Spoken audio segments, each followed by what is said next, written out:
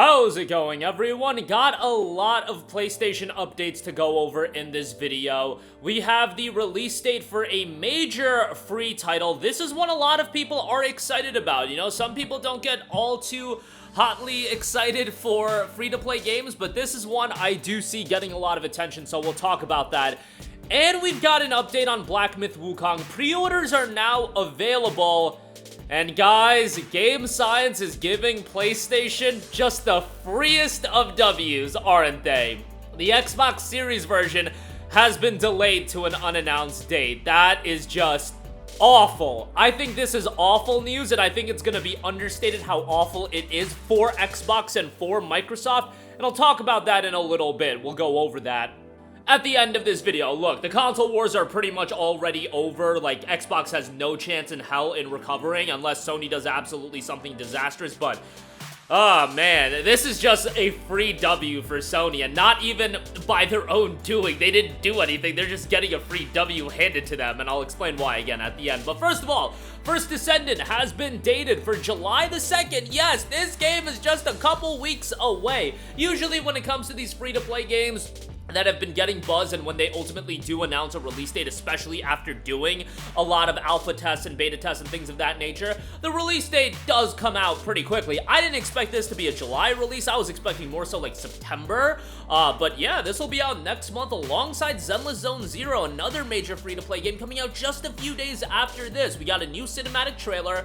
The press release notes the announcement was made with a brand new cinematic trailer created in the recently updated Unreal Engine 5, which featured major descendants dropping into the fight, coming face to face with new foes and meeting some new allies along the way. The latest trailer not only highlights the thrilling action and cooperative gameplay that players can experience, but it reveals new characters and bosses that will be introduced at launch and through post-launch updates.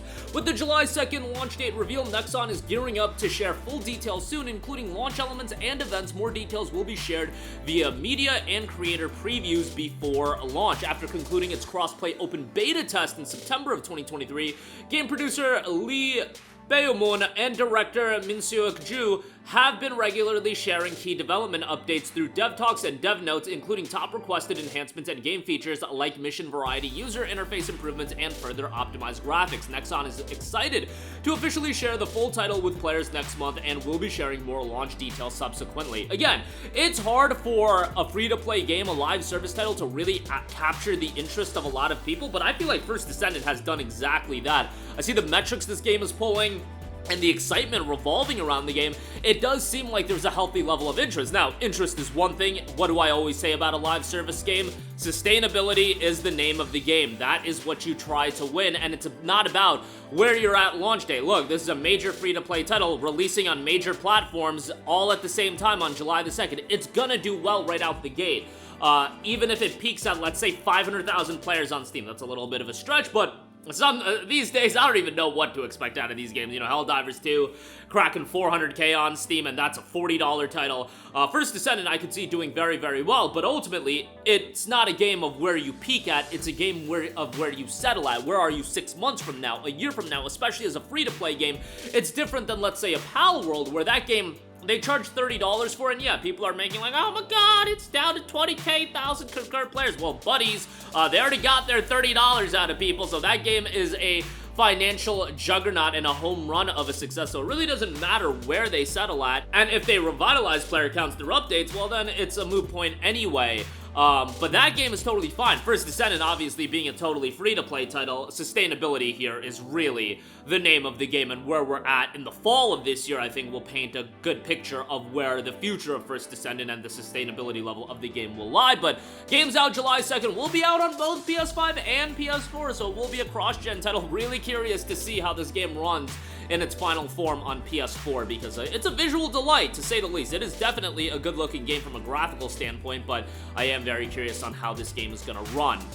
Moving on from that, Black Myth Wukong pre-orders are now available. It is priced at $59.99 on Steam and $59.99 on the PlayStation Store. A little bit surprised by that. I feel like this is a game they could have easily charged $70 for, but hey, do whatever you want to do, and it has been announced that the Xbox Series version of the game has been delayed, noting we are currently optimizing the Xbox Series X and S version to meet our quality standards, so it won't release simultaneously with other platforms. We apologize for the delay and aim to minimize the wait for Xbox users. We'll announce the release date as soon as it meets our quality standards. I wonder if this is a case of the Series S version not performing up to par, because they just note optimizing it for Series X and S. Series X has parity with the PS5. Remember, I believe Baldur's Gate 3 was a game that was delayed because you need to optimize the game for the Series S. I'm really curious if that is the reasoning behind this delay. And it essentially gives PlayStation a major timed console exclusive. I don't know when the game is going to come out on Xbox, but even if it's a month or 3 months like it was with Baldur's Gate, and remember, Baldur's Gate is a game that is very much tied to the PC audience. Black Myth Wukong is a console-centric game, and it's going to do very well on PC, but Baldur's Gate is a game that's tailor-made for the PC audience. Black Myth Wukong is tailor-made for everyone, and it's a major, major title that now you're just giving Sony a free timed exclusive. It's insane, and really gives Sony a huge leg up, and I would say puts them in a really advantageous position. Now, it doesn't really matter. Again, Sony's completely washed Microsoft, and it's not like Sony has done a banger job with the PS5. Far from it.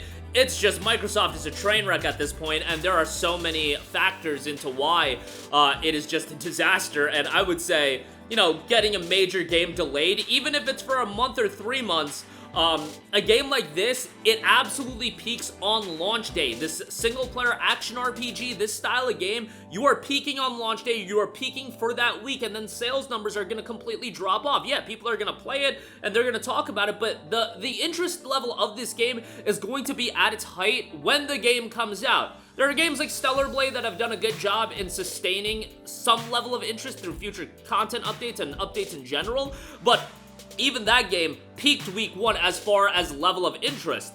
And you're just losing out on that by having the Xbox version delayed. And remember, this is the game that's really kicking off a gigantic wave of major releases for the holiday season or the fall season. I get it, it's August 20th, so it's a little bit before that, but generally, the end of August is where that wave of big release after big release starts happening, because you got Black Myth Wukong, you got Space Marine 2, and then you got big game after big game rolling out after that, so, I just think this is awful for, you know, Xbox to lose out on this, and, you know, it is what it is. Is it going to make a big impact? No, they were already so deep in the hole that it really doesn't matter, but, you know, losing out on a big game, even for a window of time, that's really bad for them, especially in the situation that they're at.